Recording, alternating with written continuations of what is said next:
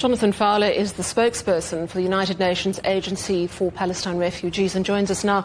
Jonathan, there is so much murkiness around what food's going where, how it's getting through. I wonder if you could give us your understanding of how much food is getting through and whether it's actually reaching the people who are most in need.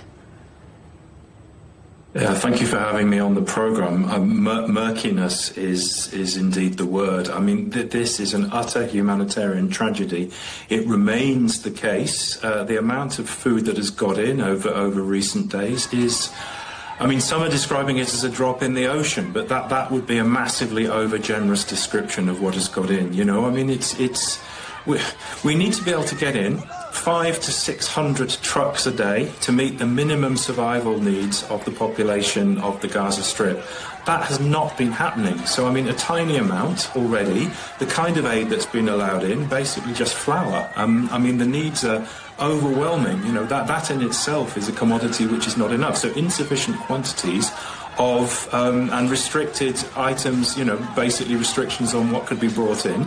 And beyond that, it's also extremely difficult to distribute anything beyond, you know, further north than Khan Yunis, which is kind of it's in the south of the Gaza Strip. So, you know, the needs are not being met. The aid needs to flow. It needs to flow in an unhindered manner, and this needs to happen immediately. There's no doubt about that whatsoever. Logistically, who is in charge of the food once it gets into Gaza? And what is the role of an organisation such as yours, if any? Well, we are the largest United Nations humanitarian agency on the ground in the Gaza Strip. We have around 12,000 operational staff, and I want to underscore that our staff are working at an immense risk to their lives. Tragically, more than 300 of our staff have been killed, all too often along with the members of their families. So I just want to underscore and flag that for your viewers. But, you know, what we're not able to do because of Israeli restrictions on our operations is we're not able to fully participate in the current aid operation, however feeble it actually is. I mean, we are standing ready to do our job of work.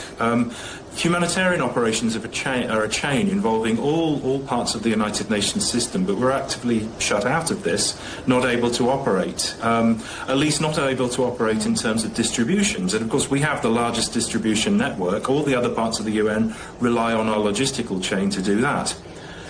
What we are able to do, fortunately, and we are able to continue certain aspects of our work. For example, we have 19,000 patients going through our clinics, medical points, and being seen by our mobile medical teams, 19,000 every single day. We have something in the order of 35,000 children who are receiving some form of education from us. It's like a back to learning, psychological support for traumatized children, these kind of things. And we also have 100,000 people in our emergency shelters, the shelters being transformed schools, notably.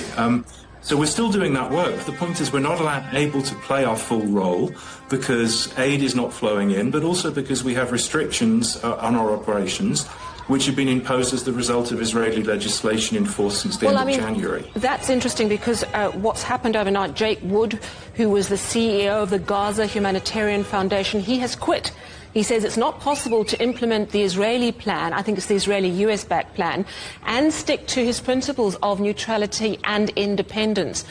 So what does that mean for that Israeli-backed plan, and what is your response to the news of his quitting? Well, we had said, you know, from the very beginning, as did other parts of the United Nations, there is such a thing as international humanitarian law.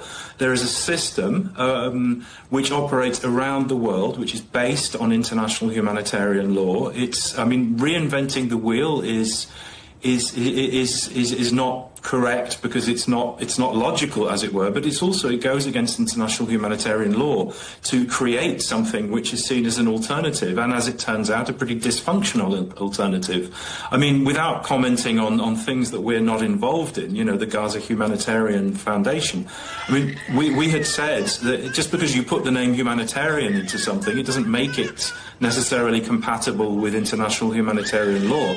And we had also said, as has the rest of the UN, you know, that the principles of humanity, neutrality, impartiality and independence, they are paramount in aid operations. and nothing that we were seeing suggested they would be followed. So without commenting directly on this resignation, I mean, you can see the logic in his move. Thank you so much for speaking to us. Jonathan Fowler is the spokesperson for the United Nations Agency for Palestine Refugees.